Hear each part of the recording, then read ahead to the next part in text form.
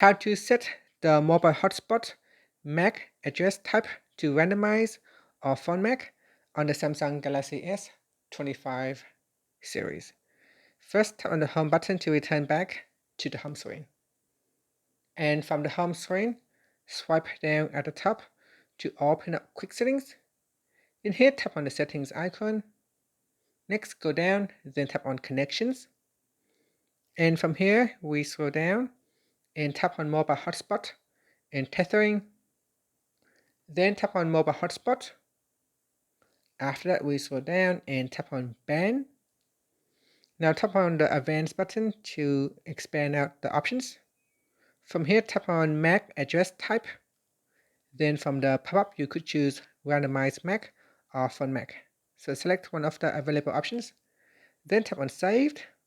And then tap on the Home button to return back to the home screen. And that's it. Thank you for watching this video. Please like and subscribe to my channel for more videos.